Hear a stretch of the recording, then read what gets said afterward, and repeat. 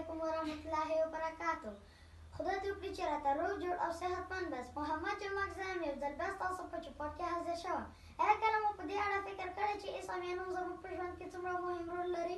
ایا کله مو په دې اړه فکر کړی که چېرته اسلامي نوم نه وای نو موږ به څومره ستونزو سره مخ شوي؟ ایا کله مو په دې اړه فکر کړی چې اسلامي نوم موږ ته څومره اسانتیاوې رامنځته کړې؟ راځئ چې دا پوښتنې درته ځواب کړم.